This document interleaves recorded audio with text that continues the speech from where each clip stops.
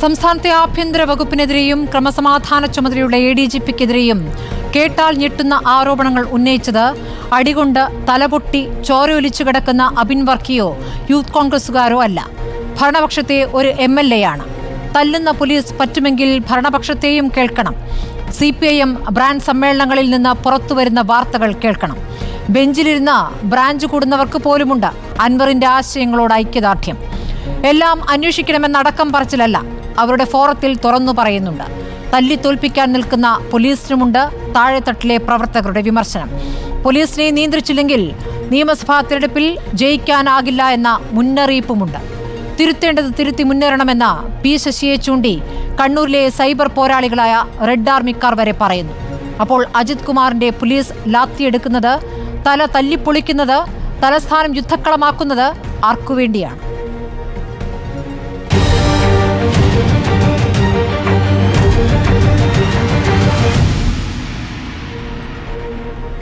ചർച്ചയിൽ കോൺഗ്രസ് പ്രതിനിധി M. ലിജു, ഇടത് നിരീക്ഷകൻ അഡ്വക്കേറ്റ് ബലദേവ് സച്ചിദാനന്ദൻ, BJPയിൽ നിന്നും അഡ്വക്കേറ്റ് S. ജയസൂര്യൻ, രാഷ്ട്രീയ നിരീക്ഷകൻ NP ചെക്കുട്ടി എന്നിവരാണ്.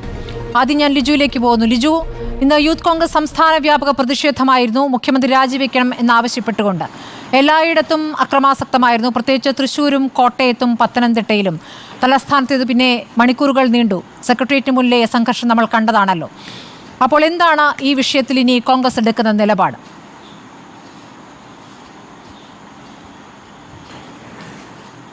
വളരെ ഗുരുതരമായ ഒരു വിഷയമാണ് നമ്മുടെ മുമ്പിൽ ഇപ്പോൾ ഉള്ളത്. സംസ്ഥാന ആഭ്യന്തര വകുപ്പിനെതിരെ ആരോപണം ഉന്നയിച്ചത് CPMന്റെ MLA ആണ്. അതൊന്നും നിസ്സാരമായ ആരോപണമല്ല. സംസ്ഥാനത്ത് ക്രമസമാധാന ചുമതലയുള്ള DGP സ്വർണ്ണക്കള്ളക്കടത്ത് നടത്തുന്നു, കൊലപാതകം നടത്തുന്നു, തുടർച്ചയായ ഫോൺ ചോർത്തൽ നടത്തുന്നു, ഏറ്റവും നിയമവിരുദ്ധ പ്രവർത്തനങ്ങൾ, ഒരു മാഫിയയായി പ്രവർത്തിക്കുന്നു. അതിന് സംസ്ഥാന മുഖ്യമന്ത്രിയുടെ പൊളിറ്റിക്കൽ സെക്രട്ടറി P. ശശി കൂട്ടുനിൽക്കുന്നു. P. ശശി കൂട്ടുനിൽക്കുന്നു എന്ന് പറഞ്ഞാൽ മുഖ്യമന്ത്രി കൂട്ടുനിൽക്കുന്നതെന്ന് തന്നെയാണ് അർത്ഥം. കാരണം മുൻപ് ശിവശങ്കരനെ മറയാക്കി ലൈഫ് അഴിമതിയും സ്വർണ്ണക്കള്ളക്കടത്ത് നടത്തിയതുപോലെ ഇപ്പോൾ ശശിയെ മുൻനിർത്തിക്കൊണ്ട് ഈ പ്രവർത്തനങ്ങളെല്ലാം നടക്കുന്നു.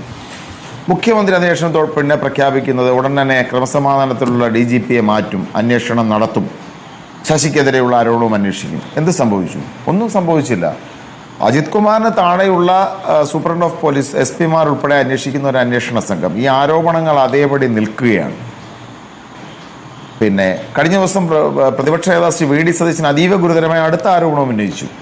അതായത് തൃശ്ശൂർ പൂരം കലക്കുന്നതിന് മുൻപാകെ RSSന്റെ നേതാവ് ദത്താത്രേയയുമായി മുഖ്യമന്ത്രിയുടെ ദൂതനായി ADGP അജിത് കുമാർ സംഭാഷണം നടത്തി. അതിനുശേഷമാണ് തൃശ്ശൂർ പൂരം പൊളിക്കുന്ന നടപടികളുണ്ടായത്. അന്ന് അജിത് കുമാറിന്റെ സാന്നിധ്യം ഉണ്ടായിരുന്നു. RSSും CPMും തമ്മിലുള്ള പാലമാണ് പിണറായി വിജയനും അതുവഴി അജിത് കുമാർ. അപ്പോൾ ഗുരുതരമായ ആരോപണങ്ങൾ നിലനിൽക്കുന്നു. ഈ വിഷയത്തിൽ ഒരു പ്രതിപക്ഷ രാഷ്ട്രീയ പ്രസ്ഥാനത്തിൻ്റെ യുവജന പ്രസ്ഥാനം എന്ന നിലയിൽ യൂത്ത് കോൺഗ്രസ് സമരം ചെയ്തു. നമ്മളിന്ന് കണ്ടതാണ്.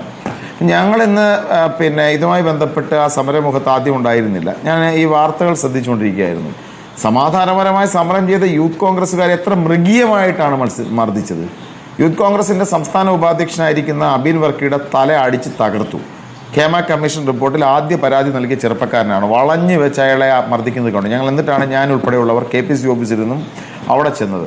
അവിടെ ചെന്നപ്പോൾ നമുക്ക് കാണാൻ സാധിക്കുന്നത് നഗരത്തിലെ ക്രമസമാധാനത്തിൽ കൊടുക്കുന്ന ഒരു സബ് ഇൻസ്പെക്ടർ, CPMന്റെ അനുഭാവിയായി നിൽക്കുന്ന ഒരാൾ, CPMനോട് ആഭിമുഖ്യം പുലർത്തുന്ന ഒരാൾ, CPM നേതാക്കന്മാരുമായി തോളിൽ കൈയിട്ട് ഫേസ്ബുക്ക് ചിത്രങ്ങൾ പോസ്റ്റ് ചെയ്യുന്ന അറിയപ്പെടുന്ന ഒരു CPMകാരൻ, അയാളുടെ നേതൃത്വത്തിലാണ് മർദ്ദിച്ചത്. ചോര വാർന്ന ചെറുപ്പക്കാരവിടെ കിടക്കുകയാണ്.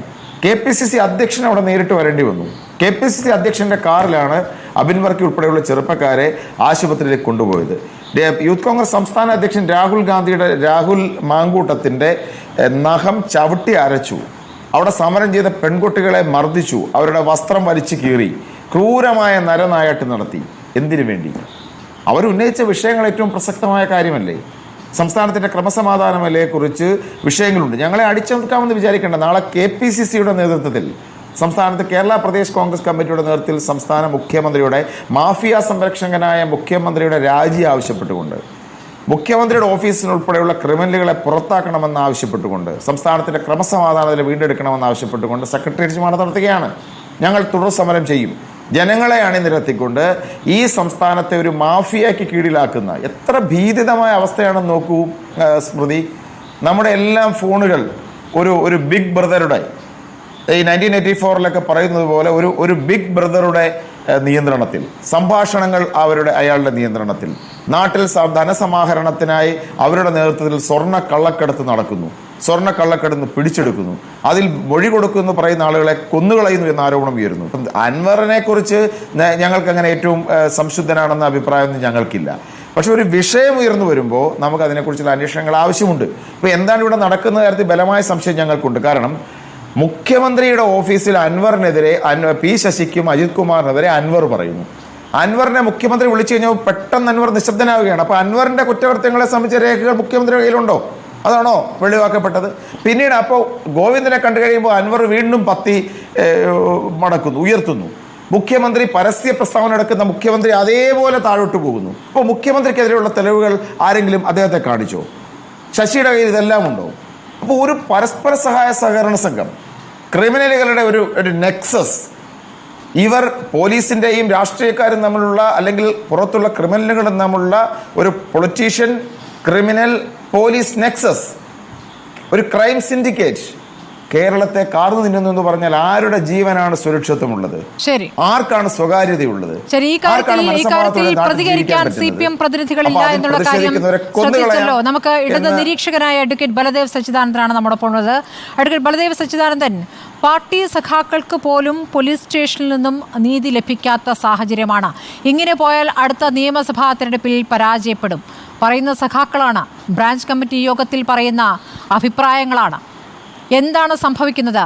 ആഭ്യന്തര വകുപ്പിനെതിരെ ശക്തമായ ആരോപണങ്ങൾ, പോലീസിനെതിരെ അതിശക്തമായ നിശിതമായ വിമർശനങ്ങളാണ് ബ്രാഞ്ച് കമ്മിറ്റികളിൽ നിന്ന് അങ്ങോട്ട് തുടങ്ങുന്നത്. അൻവർ പറഞ്ഞത് കേൾക്കണം, അൻവറിൻ്റെ വിപ്ലവത്തിൽ പ്രതീക്ഷ വേണം എന്നുള്ള പ്രതികരണങ്ങൾ ബ്രാഞ്ച് കമ്മിറ്റിയിൽ നിന്ന് അങ്ങോട്ട് തുടങ്ങുകയാണ്. എന്തിലേക്കുള്ള പോക്കാണ് അഡ്വക്കേറ്റ് ബലദേവ് സച്ചിദാനന്ദൻ? PV അൻവർ പറഞ്ഞ അഭിപ്രായങ്ങൾ വളരെ ഗൗരവത്തോടു കൂടിയാണ് ഇടതുപക്ഷ മുന്നണിയും ഗവൺമെൻറ്റും കാണുന്നത്. വളരെ ഗുരുതരമാണ് അദ്ദേഹം പറഞ്ഞ കാര്യം. ബഹുമാനപ്പെട്ട ഹോം ഡിപ്പാർട്ട്മെൻറ്റിനെതിരെ, അതായത് മുഖ്യമന്ത്രി കൈകാര്യം ചെയ്യുന്ന ഹോം ഡിപ്പാർട്ട്മെൻറ്റിനെതിരെയാണ് ഈ ആരോപണങ്ങൾ വന്നിരിക്കുന്നത്. അപ്പോൾ തീർച്ചയായിട്ടും അത് അന്വേഷിക്കേണ്ടതാണ്, പരിശോധിക്കേണ്ടതാണ്. ഗവൺമെൻറ് അന്വേഷണത്തിന് ഉത്തരവിട്ടിട്ടുണ്ട്. അതിനകത്ത് ചില പോരായ്മകളുണ്ടെന്നുള്ളതിനകത്ത് ഞങ്ങൾക്കും അഭിപ്രായ വ്യത്യാസമൊന്നുമില്ല. പക്ഷേ എനിക്ക് ബഹുമാനപ്പെട്ട കോൺഗ്രസ് പ്രതിനിധിയോട് 1-2 കാര്യങ്ങൾ അദ്ദേഹം പറഞ്ഞതിൽ ചോദിക്കാനുള്ളത്. ഒന്ന്, PV അൻവറിൻ്റെ വെളിപ്പെടുത്തലുകളെല്ലാം നിങ്ങൾ അതേപടി വിശ്വസിക്കുന്നു. അങ്ങനെയാണെങ്കിൽ PV അൻവർ വളരെ ഗുരുതരമായ ഒരു വെളിപ്പെടുത്തലോടെ കൊണ്ടുവന്നിരുന്നു. ഈ അജിത് കുമാറിനെ സ്വാധീനിച്ച് സോളാർ കേസുമായി ബന്ധപ്പെട്ട് തൻ്റെ ഭാഗം രക്ഷപ്പെടുത്താൻ നിങ്ങളുടെ AICC സംഘടനാ സെക്രട്ടറി KC വേണുഗോപാൽ ശ്രമിച്ചിരുന്നു എന്ന് PV അൻവർ പറഞ്ഞിട്ടുണ്ട്. അതിനകത്ത് എന്തുമാത്രം യാഥാർത്ഥ്യമുണ്ട്? PV അൻവറിൻ്റെ വെളിപ്പെടുത്തലുകൾ യാഥാർത്ഥ്യമാണ്.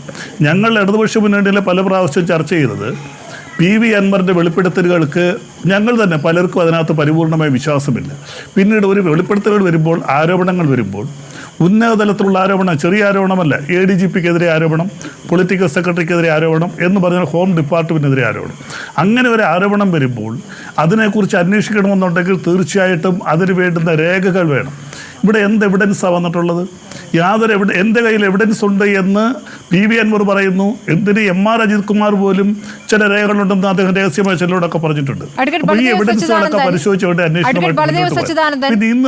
ഈ പരാതി ഉന്നയിക്കുന്നത്, പോലീസുമായി ബന്ധപ്പെട്ട് ഗുരുതരമായ പരാതി ഉന്നയിക്കുന്ന ആൾ മുഴുവൻ തെളിവുകളും രേഖകളും കൊണ്ടുവരണമെന്നാണോ?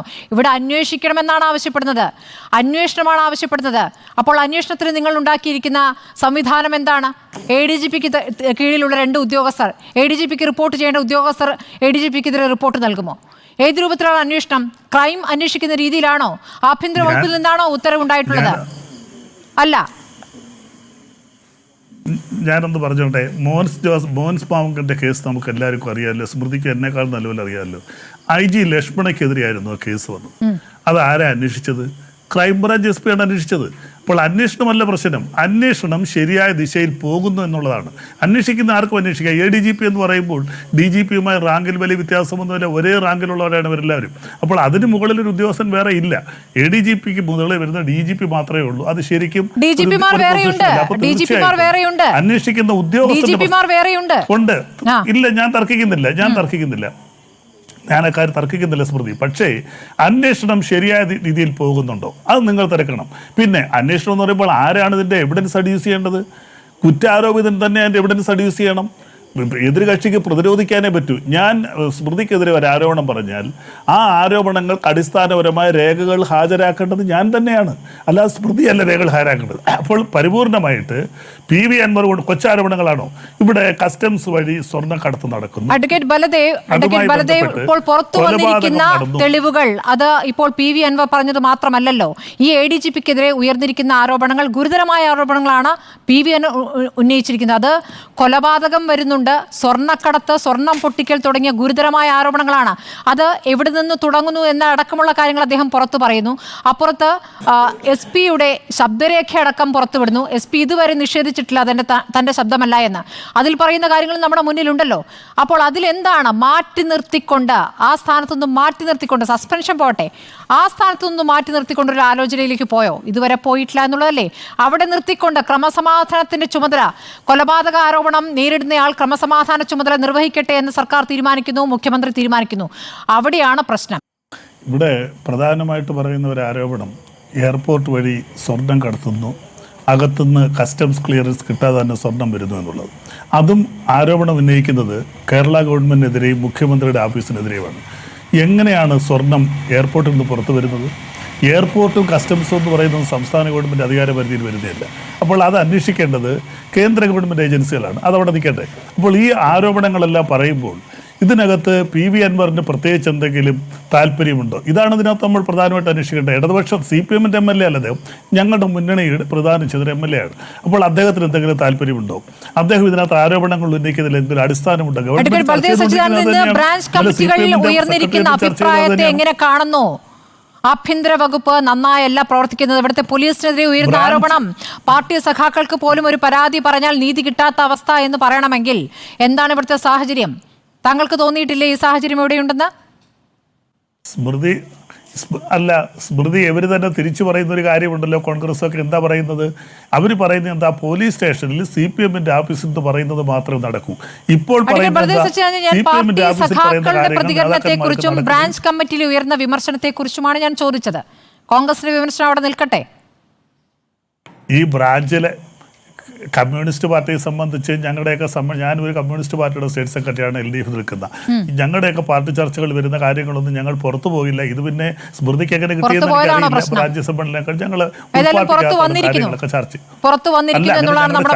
ചർച്ച ന്യൂസ് എങ്ങനെ കിട്ടിയെന്ന് എനിക്കറിയില്ല. അത് പോട്ടെ. എന്തായിരുന്നാലും ഈ കാര്യങ്ങളിൽ ശക്തമായ നിലപാടെടുത്ത് തന്നെ ഗവൺമെൻറ് മുന്നോട്ട് പോകും. അതിനകത്ത് അന്വേഷിക്കും. ഇതിനകത്ത് PV അൻവർ ഉന്നയിച്ച ആരോപണങ്ങൾ അങ്ങേയറ്റം ഗൗരവമുള്ളതാണ്. പിന്നെ ഈ ADGPക്കെതിരെ നമുക്കറിയാം, അദ്ദേഹം കഴിഞ്ഞ കോൺഗ്രസ് ഗവൺമെൻറ് ഇരുന്നപ്പോഴും ലാൻഡ് ഓർഡർ കൈകാര്യം ചെയ്ത ആളാണ്. അന്നും അദ്ദേഹത്തിനെതിരെ ഇങ്ങനെയുള്ള ആരോപണങ്ങൾ വന്നിട്ടുണ്ട്.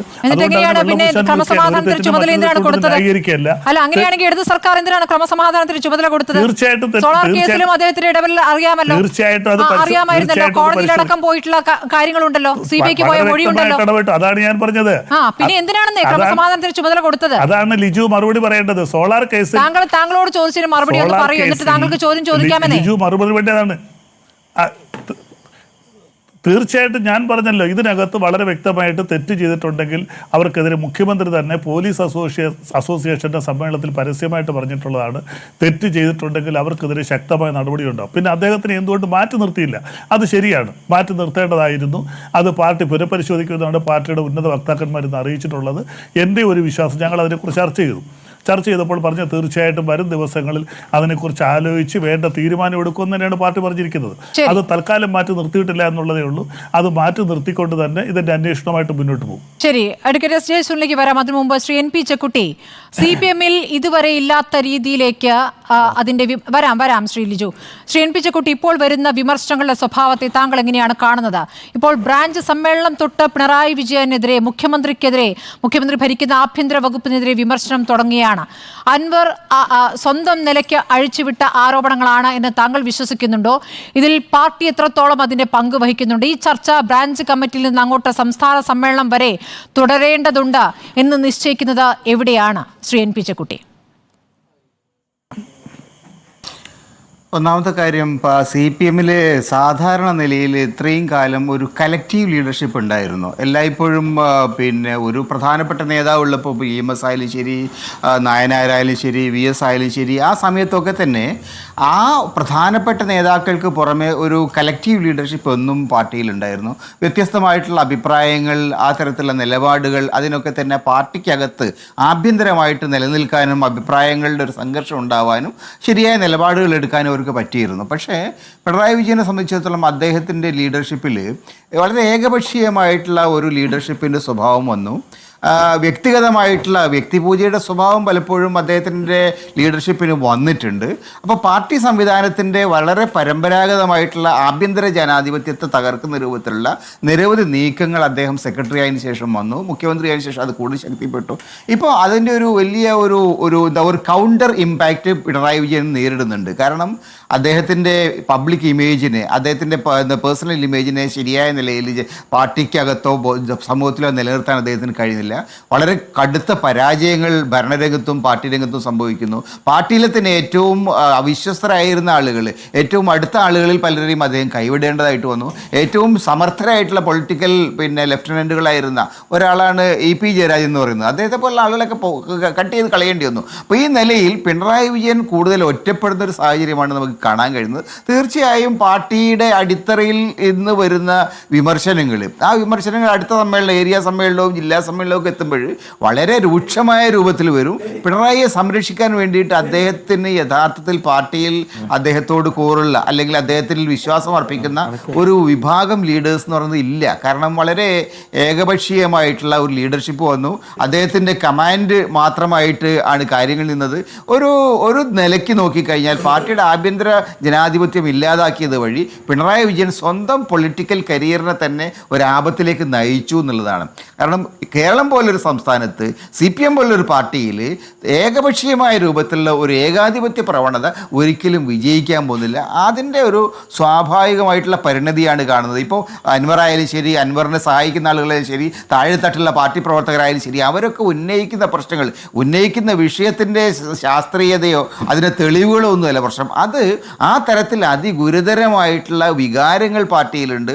പാർട്ടിയോട് അടുത്ത് നിൽക്കുന്ന ആളുകളാണ് ഇവരൊക്കെ തന്നെ. ഇപ്പം അൻവർ മാത്രമല്ല, ശ്രീ പി ശശിയുടെ പ്രതികരണം ഇതാണ്: മുഖ്യമന്ത്രിയുടെ ഓഫീസിൽ ഇടപെടാൻ കഴിയാത്ത ശക്തികളാണ് ആരോപണത്തിന് പിന്നിൽ. അതായത് പാർട്ടിയിലെ ശക്തികളെ തന്നെയാണ് പി ശശിയും ഉദ്ദേശിക്കുന്നത്. അല്ല, പാർട്ടിയിൽ മുഖ്യമന്ത്രിയുടെ ഓഫീസിൽ ഇടപെടുക എന്ന് പറഞ്ഞാൽ മുഖ്യമന്ത്രിയുടെ ഓഫീസ് ഭരിക്കാമെന്നല്ലോ. അങ്ങനെ ഇടപെടാന്ന് എല്ലാ ആളുകൾക്കും കേരളത്തിലെ ജനാധിപത്യ ഭരണത്തിൽ ഇടപെടാനുള്ള അവകാശമുണ്ട്, പരാതികൾ ഉന്നയിക്കാനുള്ള അവകാശമുണ്ട്, കാര്യങ്ങൾ ശരിയായ രൂപത്തിൽ ആവശ്യപ്പെടാനുള്ള അവകാശമുണ്ട്. ശശി അതൊന്നും നാട്ടുകാർക്കൊന്നും പറ്റൂല എന്ന് പറഞ്ഞാൽ ശരിയാവില്ല. പാർട്ടിയെ സംബന്ധിച്ച് ഇപ്പോൾ ശശിയുടെ നേരിൽ ആരോപണം എന്താണ്? അദ്ദേഹം ആളുകളോട് മര്യാദക്ക് പെരുമാറുന്നില്ല, ഒരു പരാതി അടിച്ചെന്ന് ശ്രദ്ധിക്കുന്നില്ല. ഇതിനു മുമ്പ് ശശിക്ക് മുമ്പ് അവിടെ വേറെ ആളുകളുണ്ടായിരുന്നില്ലേ? MP ജയരാജൻ പാർട്ടി മുഖ്യമന്ത്രിയുടെ ഓഫീസിൽ ഇരുന്ന സമയത്ത് ആർക്കും വേണമെങ്കിൽ അദ്ദേഹത്തോട് ഇടപെടാമായിരുന്നല്ലോ. അദ്ദേഹം CPMൻ്റെ ആൾ തന്നെയല്ലേ, കണ്ണൂർ ജില്ലാ സെക്രട്ടറി ആയിരുന്ന ആളാണ്, ശശിയും സെക്രട്ടറി ആയിരുന്ന ആളാണ്. പക്ഷേ ശശിയിൽ നിന്ന് വ്യത്യസ്തമായിട്ട് MP ജയരാജനെ കുറിച്ച് ആരും ഒരു പരാതി ഉന്നയിക്കുന്നില്ലല്ലോ, ഇപ്പോഴും അന്നുമില്ല. എന്തുകൊണ്ട്? കാരണം അദ്ദേഹത്തിൻ്റെ പെരുമാറ്റത്തിൽ, അതിൻ്റെ സമീപത്തിൽ ഒരു ജനാധിപത്യത്തിൻ്റെ എലിമെൻ്റ് ഉണ്ടായിരുന്നു. ശശിയുടെ പെരുമാറ്റത്തിൽ അതില്ല എന്നുള്ള പ്രശ്നം. വളരെ ഏകപക്ഷീയമായിട്ട് ഒരു തരത്തിലുള്ള ഒരു ഏകാധിപത്യ സ്വഭാവത്തിലാണ് ശശി പെരുമാറിയിട്ടുള്ളത്. അപ്പം അതിൻ്റെ പ്രശ്നങ്ങളാണ് അത്. അല്ലാണ്ട് നാട്ടുകാർ മുഖ്യമന്ത്രിയുടെ ഓഫീസ് പിടിച്ചെടുക്കാനൊന്നും പോയിട്ടില്ല. ശശി പറയുന്നതിൽ യാതൊരു ന്യായവുമില്ല. ശരി, ജാവ്ദേക്കറുമായുള്ള കൂടിക്കാഴ്ചയിലാണ് LDF കൺവീനർ സ്ഥാനം EP-ക്ക് നഷ്ടപ്പെട്ടത്. അങ്ങനെയെങ്കിൽ മുഖ്യമന്ത്രിക്ക് വേണ്ടി RSS ജനറൽ സെക്രട്ടറിയെ ദത്താത്രേയ ഹൊസബളയെ ADGP വിജയൻ പോയി കണ്ടിരിക്കുന്നത് മുഖ്യമന്ത്രിക്ക് വേണ്ടിയിട്ടാണ് എന്ന ആരോപണം ഉയരുമ്പോൾ എന്താണ് ഇക്കാര്യത്തിൽ BJP-ക്ക് പറയാനുള്ളത്? ജയസൂര്യ, ഇപ്പോൾ ജയസൂര്യ ഒരു ചോദ്യം പോലും ചോദിക്കാൻ പറ്റില്ല. ഇപ്പോൾ അതിനിടയ്ക്കാണല്ലോ സുജിദാസിന് നടപടി വന്നത്. ഈ നടപടി എങ്ങനെ കാണുന്നു? ആദ്യ പ്രതികരണം. ഇവിടെ റിപ്പോർട്ടർ TV അടക്കം റിപ്പോർട്ടർ TV തന്നെ തെളിവ് സഹിതം എത്രയോ കാര്യങ്ങൾ മുന്നോട്ട് കൊണ്ടുവന്നു. പൊതുസമൂഹത്തിൽ ഒരു മാധ്യമം നിർവഹിക്കേണ്ട പങ്ക് ധീരമായി നിർവഹിച്ചുകൊണ്ട് റിപ്പോർട്ടർ TV ഈ കാര്യങ്ങൾ എത്രയോ തവണ പൊതുജന മധ്യത്തിൽ അവതരിപ്പിച്ചു. അതോടൊപ്പം തന്നെ ഈ നാട്ടിലെ പൊതുസമൂഹം അതിൽ നടപടി പ്രതീക്ഷിച്ചു. പക്ഷേ അപ്പോഴൊക്കെ ഈ പറഞ്ഞ സുജിത് ദാസിനെ സംരക്ഷിച്ച മുഖ്യമന്ത്രി ആ മുഖ്യമന്ത്രിക്ക് ഇപ്പോൾ ചുവട് മാറ്റേണ്ടി വന്നു എങ്കിൽ താൻ ഇതുവരെ ചെയ്ത ആ കടുംപിടുത്തം, അതായത് കുറ്റവാളിയെ പോലീസ് സർവീസിൽ നിലനിർത്തുകയും അദ്ദേഹത്തിന് ശമ്പളം കൊടുക്കുകയും അദ്ദേഹത്തെ ശിക്ഷിക്കാതിരിക്കുകയും അദ്ദേഹത്തെ മാറ്റി നിർത്താതിരിക്കുകയും പരിപൂർണമായ സംരക്ഷണം കൊടുക്കുകയും ചെയ്ത മുഖ്യമന്ത്രിയുടെയും മന്ത്രിസഭയുടെയും ആ നടപടി നീതിക്ക് നിരക്കുന്നതല്ല എന്ന് ഇപ്പോൾ ഗതികേട് കൊണ്ട് ഗത്യന്തരമില്ലാതെ സമ്മതിക്കേണ്ടി വന്ന ഒരവസ്ഥയിലാണ് മുഖ്യമന്ത്രി ഈ നടപടി എടുത്തിരിക്കുന്നത്. അപ്പോൾ മുഖ്യമന്ത്രിയുടെ ഈ നിലപാടിൽ നിന്ന് ഒരു കാര്യം വ്യക്തമാണ്: കള്ളനെ സംരക്ഷിക്കാനും സർവീസിൽ നിലനിർത്താനും മുഖ്യമന്ത്രി തയ്യാറാണ് എങ്കിൽ ഇനി മുന്നോട്ടുള്ള ബാക്കി ആൾക്കാർ, ADGPയുടെ കാര്യമാണെങ്കിലും പി ശശിയുടെ കാര്യമാണെങ്കിലും ഇത് തന്നെ ആയിരിക്കില്ലേ സമീപനം? അപ്പോൾ ഏറ്റവും അവസാനം ഗത്യന്തരമില്ലാതെ വരുന്നപ്പോൾ മാത്രമാണ് നടപടിയെടുക്കുന്നതെങ്കിൽ മുഖ്യമന്ത്രിയുടെയും ആഭ്യന്തര വകുപ്പിന്റെയും മന്ത്രിസഭയുടെയും ഇടതുപക്ഷത്തിന്റെയും നിലപാട് കള്ളന്മാർക്കൊപ്പമല്ലേ, കൊള്ളക്കാർക്കൊപ്പമല്ലേ, മോഷ്ടാക്കൾക്കൊപ്പമല്ലേ, നിയമവിരുദ്ധന്മാർക്കൊപ്പമല്ലേ? അപ്പോൾ നിയമ സംവിധാനത്തിനും ജനാധിപത്യത്തിനും വിരുദ്ധമല്ലേ? അങ്ങനെയുണ്ടെങ്കിൽ ഇനിയെങ്കിലും ഇതൊരു തുടക്കം. വിക്കറ്റ് നമ്പർ 1, ഇനി വിക്കറ്റ് നമ്പർ 2ഉം 3ഉം വരാൻ വേണ്ടി എത്ര സമരം നടത്തണം, എത്ര പ്രക്ഷോഭം നടക്കണം, എത്ര കാലം കാത്തിരിക്കണം? ഇത് കേരള സമൂഹത്തോടും ജനാധിപത്യത്തോടും നീതിന്യായ വ്യവസ്ഥയോടും നിയമ സംവിധാനത്തോടും നടത്തുന്ന വലിയ വെല്ലുവിളിയാണ്. അതുകൊണ്ട് ഈ വെല്ലുവിളിക്കല്ല ഭരണകൂടം നിലനിൽക്കേണ്ടത്. പെട്ടെന്ന് തന്നെ നിയമപരമായ നടപടിയെടുത്തുകൊണ്ട് കുറ്റ ആരോപിതരായിട്ടുള്ള ആൾക്കാരെ മാറ്റി നിർത്താമല്ലോ. സസ്പെൻഷനും ഡിസ്മിസലും മറ്റു കാര്യങ്ങളും നിയമ നടപടികളും ഒക്കെ അതിന്റെ നടപടിക്രമം അനുസരിച്ച് വരട്ടെ. പക്ഷെ മാറ്റി നിർത്തിക്കൂടെ? അത്രയെങ്കിലും ചെയ്യാൻ മുഖ്യമന്ത്രി തയ്യാറാകുന്നില്ലെങ്കിൽ വീണ്ടും കുറ്റാരോപിതനാണ് മുഖ്യമന്ത്രി, കള്ളനൊപ്പമാണ് മുഖ്യമന്ത്രിയും കള്ളനാണ് എന്ന് പറയേണ്ടി വരും. ശരി, റിപ്പോർട്ട് പുറത്തുവിട്ട ശബ്ദരേഖയിലാണ് ഇപ്പോൾ നിർണായകമായ തീരുമാനം വന്നിരിക്കുന്നത്. DGP റിപ്പോർട്ട് നൽകി സുജിത് ദാസ് ഗുരുതര ചട്ടലംഘനം നടത്തി എന്നാണ് DGPയുടെ റിപ്പോർട്ട്. ലിജു, ഇപ്പോൾ റിപ്പോർട്ട് DGPയുടെ റിപ്പോർട്ടിന്മേൽ ആദ്യ നടപടി, സുജിത് ദാസിനെ ആദ്യം സ്ഥലം മാറ്റുകയാണ് ചെയ്തത്. ഇപ്പോൾ ഇതാ സസ്പെൻഡ് ചെയ്തിരിക്കുന്നു. ആദ്യ വിക്കറ്റ് വീണു എന്നാണ് PV അൻവർ പറയുന്നത്. ഇനിയും വിക്കറ്റുകൾ എന്ന് പറയുമ്പോൾ PV അൻവറിന്റെ ആരോപണങ്ങൾ ഉയർന്നിരിക്കുന്നത് ആർക്കൊക്കെതിരെയാണെന്ന് അറിയാമല്ലോ. അടുത്തത് ADGP ആണ്. അത് കഴിഞ്ഞാൽ ആരാണ്? അത് കഴിഞ്ഞാൽ P ശശിയാണ്. ഞാൻ അതിനു മുമ്പ് ഇവിടെ ചർച്ചയ്ക്കിടയിൽ അൻവറിൻ്റെ ആരോപണങ്ങളെ സംബന്ധിച്ച് ഞാൻ പറഞ്ഞപ്പോൾ ഇടതുപക്ഷ പ്രതിനിധി അദ്ദേഹം കോൺഗ്രസ് നേതാക്കൾക്കെതിരെ പറഞ്ഞ ചില ആരോപണങ്ങളുമായി കണക്ട് ചെയ്തു. ഞാൻ തുടക്കത്തിൽ പറഞ്ഞൊരു കാര്യമുണ്ട്. ഈ അൻവർ എന്നതൊരു CPM MLA ആണ്. അദ്ദേഹത്തിൻ്റെ വിശ്വാസ്യത എപ്പോഴും ചോദ്യം ചെയ്യപ്പെട്ടിട്ടുള്ളതുമാണ്. അദ്ദേഹം KC വേണുഗോപാലിനെതിരെ പറഞ്ഞ ആരോപണങ്ങൾക്ക് എന്തെങ്കിലും പ്രസക്തിയുണ്ടോ? ഇന്ത്യയിലെ ഏറ്റവും പ്രധാനപ്പെട്ട ഒരു ഏജൻസി CBI അന്വേഷിച്ചു. CBI എന്നത് കോൺഗ്രസിന്റെ ഏറ്റവും വലിയ ശത്രുക്കളായി പ്രവർത്തിക്കുന്ന ഒരു ഏജൻസിയാണ്. ഇന്ത്യയിൽ ശ്രീ മല്ലികാർജ്ജുന ഖാർഗെയും രാഹുൽ ഗാന്ധിയും കഴിഞ്ഞാൽ കോൺഗ്രസ് സോണിയാഗാന്ധിയും ഒക്കെ കഴിഞ്ഞാൽ ഇന്ത്യയിലെ ഏറ്റവും പ്രധാനപ്പെട്ട ഒരു നേതാവാണ് ശ്രീ KC വേണുഗോപാൽ. BJPയുടെ പ്രഖ്യാപിത ശത്രുവാണ്. അവരുടെ കയ്യിലെ കളിപ്പാവെ അവർ ഏജൻസി അന്വേഷിച്ച് അദ്ദേഹത്തെ സമ്പൂർണ്ണമായി കുറ്റവിമുക്തനാക്കിയിട്ടും PV അൻവർ ഇത് പറയുന്നത് എന്ന് പറഞ്ഞു കഴിഞ്ഞാൽ CPMന്റെ യജമാനന്മാരെയും തൃപ്തിപ്പെടുത്തണം. താൻ എതിർക്കുന്നത് CPMകാരെ മാത്രമല്ല എന്ന് വരുത്തി തീർക്കാനുള്ള ഒരു തന്ത്രത്തിന്റെ ഭാഗമാണ്. അപ്പൊ അതുകൊണ്ട് അൻവർ പുണ്യാളനാണെന്നുള്ള അഭിപ്രായമൊന്നും എനിക്കില്ല. രണ്ടാമത്തെ കാര്യം, ഇവിടെ സുജിത് ദാസ് എന്നൊക്കെ പറഞ്ഞാൽ യഥാർത്ഥ വിഷയം കിടക്കുന്നത് ഇപ്പൊ സുജിത് ദാസിലും അല്ലെങ്കിൽ മാത്രമല്ലല്ലോ. അതൊരു SP മരം മുറി കേസിൽ പ്രതി അല്ലെങ്കിൽ മരം മുറിച്ചു എന്ന ആരോപണം നേരിടുന്ന ഒരു SP തന്റെ കേസ് പിൻവലിക്കാൻ വേണ്ടി അൻവറുമായി ടെലിഫോൺ സംഭാഷണം നടത്തുകയും അതിന്റെ കാര്യം പുറത്തു വരുമ്പോൾ സസ്പെൻഡ് ചെയ്യുക എന്നത് ആദ്യ ദിവസത്തിൽ ചെയ്യേണ്ട കാര്യമാണ്.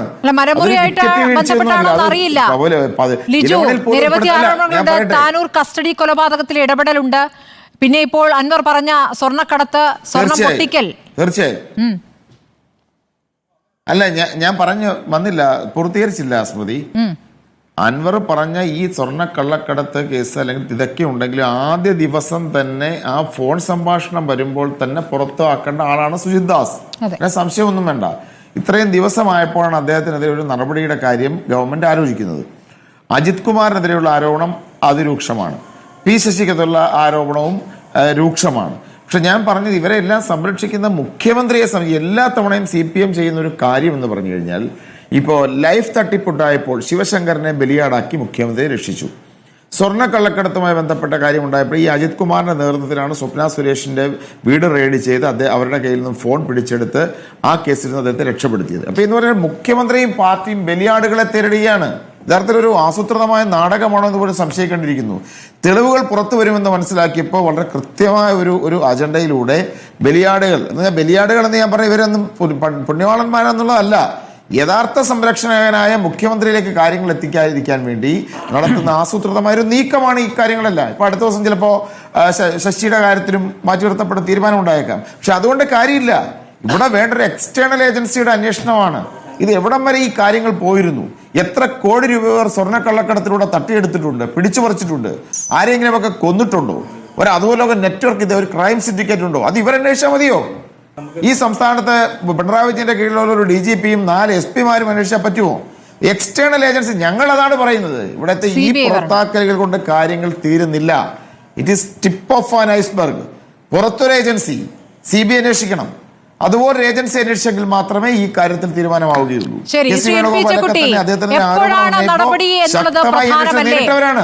തീർച്ചയായും ശ്രീ NP ചെക്കുട്ടി, എപ്പോഴാണ് നടപടി എന്നത് പ്രധാനമല്ലേ? നാളെ CPM-ന്റെ സുപ്രധാന സെക്രട്ടേറിയറ്റ് ചേരാനിരിക്കുന്നു. P. ശശിയുമായി ബന്ധപ്പെട്ട ആരോപണങ്ങളിൽ മേൽ വലിയ ചർച്ച നടക്കും എന്നുള്ള സൂചനകൾ അവിടെ വരുന്നു. കാരണം പാർട്ടി പരിശോധിക്കും ആരോപണങ്ങൾ എന്ന് നേരത്തെ തന്നെ പരസ്യമായി നേതാക്കൾ പറഞ്ഞു കഴിഞ്ഞു. അതവിടെ നിൽക്കുന്നു. അതോടൊപ്പം ഇതാ ബ്രാഞ്ച് കമ്മിറ്റികളിൽ ഉയർന്ന അതിശക്തമായ വിമർശനം ആഭ്യന്തര വകുപ്പിനും പോലീസിനുമെതിരെ. അപ്പോൾ ഇന്നത്തെ നടപടി, ഈ നിമിഷത്തെ നടപടി പ്രധാനമല്ലേ? അല്ല, പ്രധാനം തന്നെയാണ്. പക്ഷേ ഈ നടപടി അങ്ങനെ ഒരു എന്താ പറയുക വൈകിയ നടപടിയാണ് എന്ന മട്ടിലുള്ളൊരു നിലവിലയിരുത്തൽ എനിക്കില്ല. കാരണം 2 ദിവസം മുമ്പാണ് ഈ ആരോപണം ഉന്നയിക്കപ്പെട്ടത്.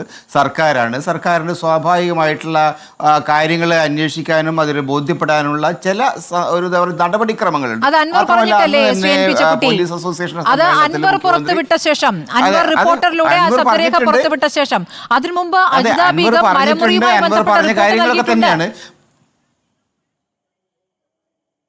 അല്ല, ഒക്കെ ശരിയാണ്. ഞാൻ പറഞ്ഞില്ലേ, അന്ന് തന്നെ മുഖ്യമന്ത്രി ആ വിഷയത്തിൽ അദ്ദേഹത്തിന്റെ നിലപാട് പോലീസ് അസോസിയേഷൻ യോഗത്തിൽ തന്നെ സംസാരിച്ചിട്ടുണ്ട്, വിശദമാക്കിയിട്ടുണ്ട്. അപ്പം അതുകൊണ്ട് നടപടി വൈകിപ്പോയി എന്നുള്ള ഒരു അഭിപ്രായമൊന്നും എനിക്കില്ല. സാധാരണ നിലയിൽ സർക്കാരിന് പ്രതീക്ഷിക്കാവുന്ന തരത്തിലുള്ള വേഗത്തിൽ തന്നെയാണ് ഇത് വന്നിരിക്കുന്നത്. പക്ഷേ ഇനിയുള്ള കാര്യം, ഈ SP ഒന്നും ഒരു വലിയ കാര്യമല്ല.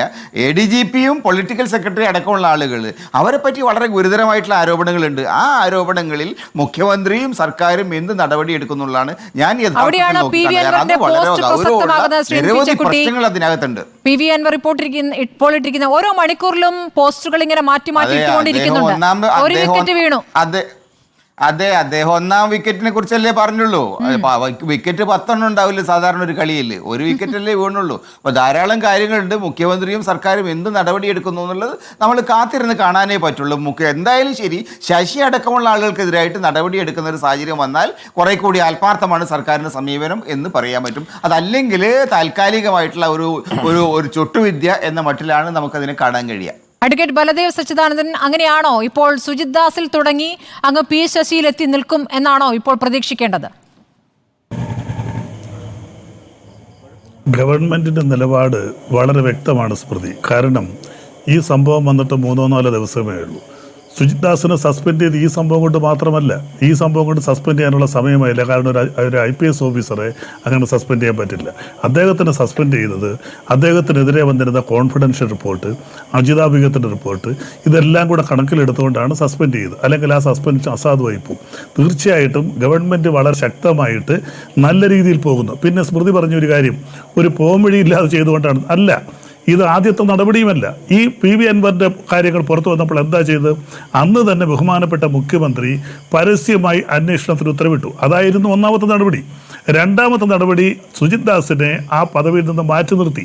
ഇപ്പോൾ 3ാമതായിട്ട് സുജിത് ദാസിനെ സസ്പെൻഡ് ചെയ്തു. തുടർന്ന് ഞാൻ തുടക്കത്തിലെ ചർച്ചയിൽ പറഞ്ഞു, ഗവൺമെൻറ്റിൻ്റെ നിലപാട് വളരെ വ്യക്തമാണ്. ഈ റിപ്പോർട്ടുകൾ കിട്ടുന്നതനുസരിച്ച്, തെളിവുകൾ കിട്ടുന്നതനുസരിച്ച് ശക്തമായ നടപടികളുമായിട്ട് ഗവൺമെൻറ് മുന്നോട്ട് പോകും. എത്ര ഉന്നതരായിരുന്നാലും അവർക്കെതിരെ നടപടി ഉണ്ടാകുമെന്ന് നമ്മുടെ യാഥാർത്ഥ്യം. ഏതായാലും റിപ്പോർട്ടിലൂടെ PV Anwar പുറത്തുവിട്ട ശബ്ദരേഖയിൽ ആദ്യ നടപടി ഉണ്ടായിരിക്കുന്നു. PV Anwarന്റെ ഭാഷയിൽ ആദ്യ വിക്കറ്റ് വീണിരിക്കുന്നു. ഇനി അങ്ങോട്ട് എന്താണ് നടപടി? പാർട്ടി സെക്രട്ടേറിയറ്റ് നാളെ ചേരാനിരിക്കെ P. ശശിയിലേക്ക് എത്തുമോ നടപടികൾ എന്നുള്ളതാണ് നമുക്ക് അറിയേണ്ടത്. വളരെ നന്ദി ചർച്ചയിൽ പങ്കെടുത്ത M. Liju, advocate Baladev Sachidanandan, advocate S. Jayasuryan, NP Chekkutty. വളരെ നന്ദി.